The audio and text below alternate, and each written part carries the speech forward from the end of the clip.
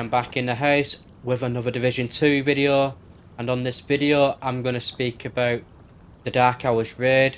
I'm going to show you different sections of the raid.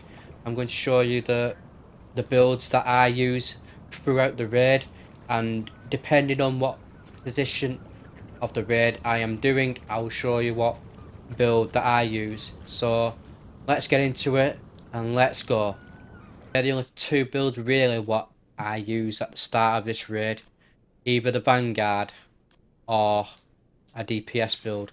So if someone has a Vanguard, I'll switch to my DPS build. So this is my DPS build. I'll have the crossbow on every build I've got. I have a crossbow, so when I get to the plate at the Razorback, I have got the arrows to shoot at the Razorback. But here's my standard DPS build with the FAL, Coyote's Mask, Providence Defense Backpack, Providence Chestplate, Providence Gloves, Grupo Sambra knee pads, and the Furnace Group holster. And that's my standard DPS build. So on the stats of this build, I have 60% critic chance and 192 critic damage. I'll use this from the start of the raid, plus I'll use a drone and a reviver hive.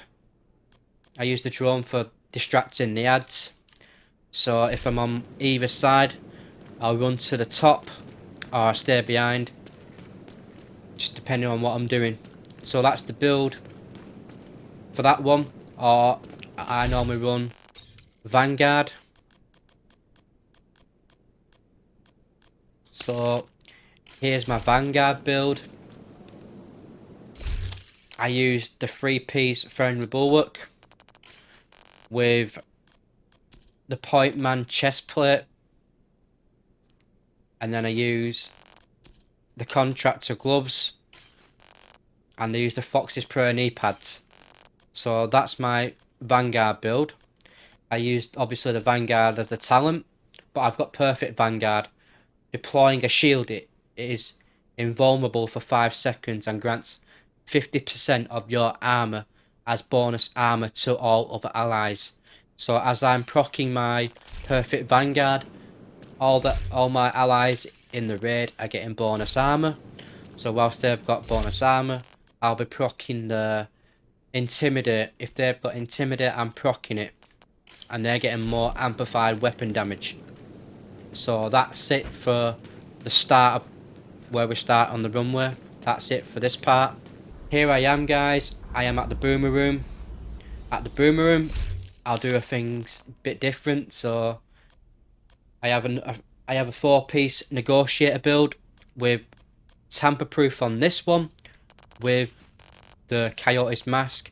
So on the tamper-proof, enemies walking with 3 meters of your hive, turret or remote pulse are shocked. So when you chuck your hive or your turret on the floor, they're going to be shocked.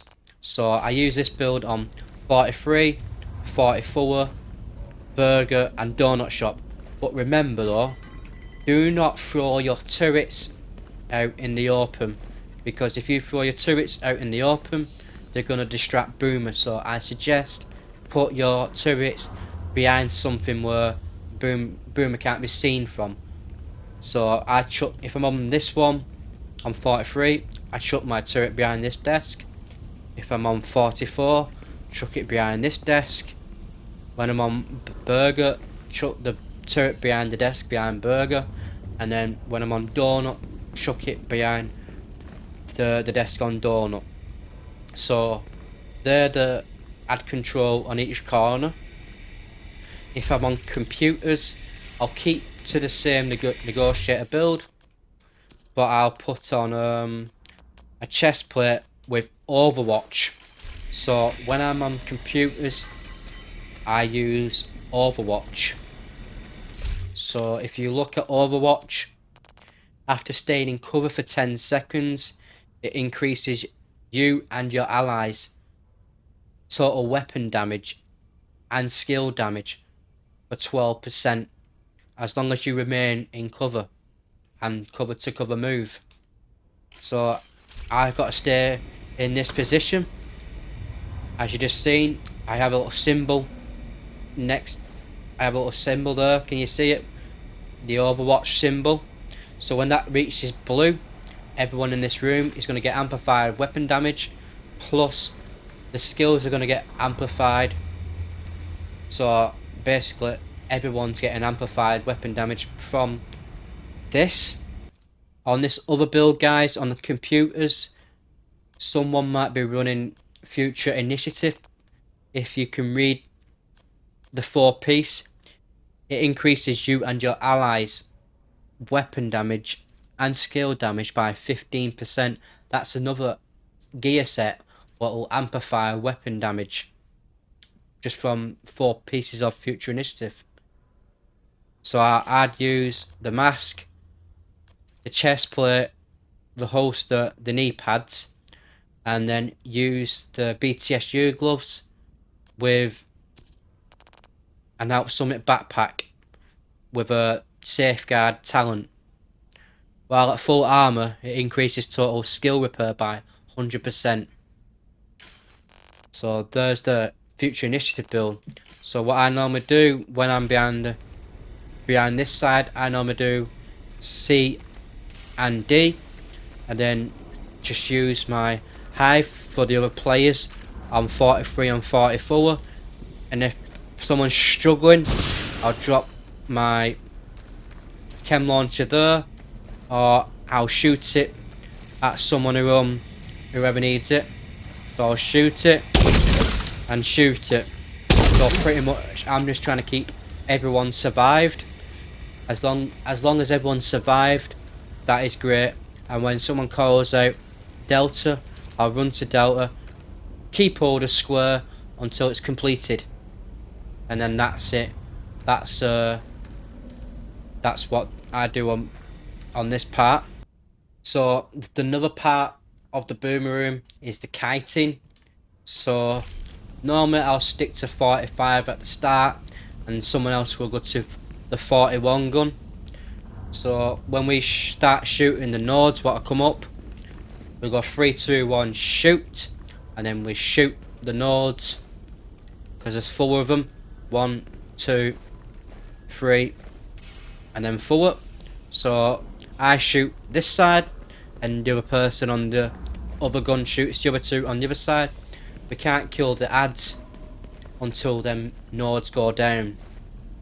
So get on the gun, do the 3, 2, 1, shoot the nodes until they go down. When I'm doing the kiting with boomer on the guns, this is the build what I normally do. Just remember, guys, you don't have to run Firm Bulwark if you don't have it. If you have it, it'll be great, because you don't have to mess about making another tank build. But if you don't have it, don't worry too much, because you can use something else. As long as you've got a good amount of armor and a good amount of damage, you'll be great at doing the Vanguard build. Just make sure you have a chest plate with Vanguard or perfect Vanguard. And then obviously you're going to need a shield to deploy the Vanguard. So when you whip out your shield, you're giving your allies, your teammates, the bonus armor. Just remember that. Just remember to keep that bonus armor crocking every time you get it, because it helps them out and it helps you out as well. So when we're doing the guns in this part of the room, we need to make sure we shoot Boomer's backpack to get him down, and when he goes down, shout down or damage Boomer. Just remember, guys, when you're on the opposite side of the gun, just make sure you shoot Boomer the 6 times. 1, 2, 3, 4, 5. Wait till he does the animation where he puts his gun on the ground before he gets up, and then do the 6th shot. And then when you do the 6th shot, he'll be stood in front of the gun with his back towards the gun, and he'll be shocked When he shocks the person on the gun, shoots him in the backpack again, and then we'll call out the damage phase again when he goes down, and then everyone else just shoots him in the head, and it's like that, rinse and repeat. Everyone does their bit in this room, but as long as they get Boomer down and keep the Nords down, you just want it as smooth as you can. The smoother it is in here, the faster it's going to be, and the more damage amplified in this room, the more damage is going to happen to Boomer. Just remember guys, as long as you've got the amplified weapon damage, it will be smooth in this room. The smoother it is, the easier it's going to be. Just make sure you keep control of the ads, and make sure you don't get the Nords up, and the quicker Boomer goes down, the quicker this room is going to be. So that's pretty much it for this room. Thanks again for watching this video guys. If you enjoyed the video, please hit that thumbs up, and I'll see you in the next one. Bye bye for now.